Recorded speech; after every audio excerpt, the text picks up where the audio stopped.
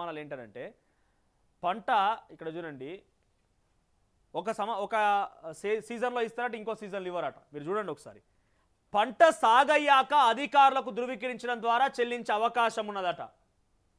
Horticulture రైతులకు మిర్చి పత్తి తదితరాలను వేసే వారికి ఒక్కసారే వస్తుందట. ఇక్కడ చూడండి ఈ పంటలు వేసే రైతులకి ఒక్కసారే వస్తుందట. మరి ఈ పంట వేసే రైతులకు పెట్టుబడి ఎంత అవుతుందో తెలుసా? ఒక ఎకరం పత్తి పండించాలంటే ఎంత అవుతుందో తెలుసా? ఒక ఎకరం మిర్చి పండించాలంటే ఎంత అవుతుందో తెలుసా? ఒక ఎకరం హార్టికల్చర్కి సంబంధించినటువంటి క్రాప్ని వేయాలంటే ఎంత అవుతుందో తెలుసా? 8 నెలల పాటుగా ఇవి నడుస్తాయి కాబట్టి వీరికి ఒక్కసారి రైతు బంధు పథకాన్ని ఇవ్వాలి. ఏడాదిలో ఒక్కసారి అంటే ఎకరానికి 7,500 రూపాయలు మాత్రమే, 2 సార్లు ఇవ్వద్దన్న నిర్ణయానికి రాష్ట్ర ప్రభుత్వం ఆలోచన చేస్తున్నదట. బేసిక్గా రైతు భరోసా అనేది 15,000 రూపాయలు రైతు భరోసాని 2 విడతలుగా 7,500 రూపాయలు ఇవ్వడం అనేది ఒక ప్రక్రియ.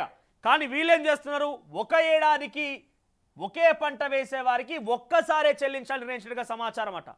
ఏడాదిలో 8 నెలల నుంచి ఏడాది కాలం పాటుగా ఒకే పంట సాగు చేసే వారికి 2 సార్లు భరోసా ఇవ్వాల్సిన అవసరం లేదనే అభిప్రాయానికి మంత్రివర్గ ఉపసంఘం వచ్చిన మంత్రివర్గం భేటీలో తుది నిర్ణయం తీసుకున్నట్టుగా తెలిసింది.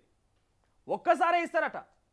రైతు భరోసా 2 విడతలుగా వస్తుంది. 7,500 రూపాయలు ఎకరానికి ఒకసారి, 7,500 రూపాయలు ఎకరానికి ఒకసారి, 2 విడతలుగా కలిపి 15,000 రూపాయలు వస్తుంది. దాన్ని కాస్త ఒక్కసారే ఇస్తారట ఈ పంటలు వేసిన వాళ్ళకి.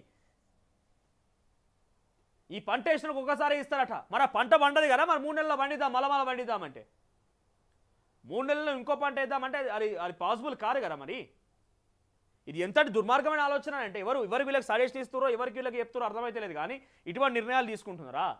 మీరు చెప్పండి. తెలంగాణ సమాజం మొత్తం కూడా ఈ క్యాబినెట్ సబ్ కమిటీ మీ జిల్లాల్లోకి మీ యొక్క దగ్గరికే వచ్చి మీ అభిప్రాయం తీసుకుంది కదా. మీ అభిప్రాయం తీసుకున్న క్రమంలో మీరు ఇటువంటి సజెషన్ ఇచ్చిరా? మీరు చెప్పిరా ఈ మాటలన్నీ గిట్లా? మరి మీ అభిప్రాయం మేరకే నిర్ణయం తీసుకుంటామని చెప్పేటువంటి ప్రభుత్వము, ప్రజాప్రభుత్వంగా చెప్పేటువంటి ఈ ప్రభుత్వము మీరు చెప్పినటువంటి మాటకి కేవలం ఈ పంటకే ఇస్తాము ఒక భరోసా, ఇంకో భరోసా ఇయ్యము అని చెప్పేటువంటి నిర్ణయానికి వస్తుంది. మరి దీనికి మీ అభిప్రాయం తీసుకున్నట్ట? మరి మీ అభిప్రాయం తీసుకొని ఎందుకు? దానికి ఉపయోగం ఏమున్నది?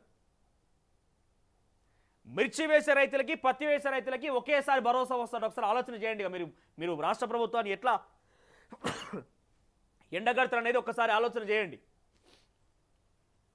ఇక ఆదాయ పన్ను చెల్లిస్తున్న వారి భూముల్లో పంట సాగు చేస్తున్న వారికి రైతు భరోసా అమలు గురించి కూడా ఉపసంఘం విస్తృతంగా చర్చించినట్టు తెలుస్తోంది. ఆదాయ పన్ను చెల్లించే వారి మినహాయిస్తే 350 కోట్ల వరకు భారం తగ్గుతుందని అంచనా వేస్తూ ఐటీ కట్టే వాళ్ళకు లేదట. గత ప్రభుత్వం ఎకరాకు ఒక సీజన్లో 5,000 చొప్పున రైతు బంధు ఇవ్వగా తాము 7,500 రూపాయల చొప్పున ఇస్తామని కాంగ్రెస్ హామీ ఇచ్చింది. అయితే ప్రస్తుతం ఎకరాకు 6,000 ఇచ్చి క్రమంగా దీన్ని 7,500కు పెంచాలని ఆలోచన చేస్తుందట. ఇటువంటి ప్రక్రియ నిజంగానే కనుక ఇక్కడ వచ్చిన వార్త ప్రకారంగా కనుక మీరు చేస్తే గుర్తుపెట్టుకోండి, తిరిగి వచ్చేసారి 65 సీట్లు వచ్చినాయి కదా, మీకు 6 సీట్లు కూడా రావు. మళ్ళీ గరే పంచ పాండవు లెక్క మళ్ళీ గదే 5 మిరిగే అవకాశం ఉంటుంది. ఎందుకంటున్నా అంటే ఇక్కడ వాళ్ళు చెప్పిన మాట ఏంటిది, 7,500 రూపాయలు చొప్పున పెంచుతామన్నారు. కానీ ఇక్కడ ఏమంటారు, 6,000 రూపాయలు ఇచ్చి క్రమంగా పెంచుకుంటారట. 5,000 రూపాయలు చొప్పున ఇస్తే 7,500 రూపాయలు ఇస్తామని కాంగ్రెస్ పార్టీ చెప్పి ఇక్కడ ఎకరాకు 6,000 రూపాయలు పెంచి క్రమంగా దాన్ని 7,500 రూపాయలు చేస్తారట. ఏడాదికి 500 పెంచుతారు కావచ్చు. ఇక 6,000 రూపాయలు ఇప్పుడు ఇచ్చి దీన్ని ఏడాదికి 500 అంటే 6,500 అయితే నెక్స్ట్ ఇయర్ 2026కు 6,500, 2027కు 7,000, 2028 మళ్ళీ ఎన్నికలు వస్తాయి కాబట్టి ఎన్నికల సంవత్సరం కావచ్చు 7,500. ఈ రకంగా చేసే ప్రయత్నం చేస్తున్నారు కాంగ్రెస్ పార్టీ ప్రభుత్వం. అంటే మొదటి సంవత్సరం మీకు ఏంటిది కేవలం 12,000 వస్తాయి. ఇప్పుడు తర్వాత 13,000 వస్తాయి, తర్వాత 14,000 వస్తాయి, ఆ తర్వాత 15,000. ఈ ఆలోచన చేస్తున్నట్టు రాష్ట్ర ప్రభుత్వం. నేను చెప్తున్న మాట కదా అక్కడ రాస్తుంది క్లియర్గా.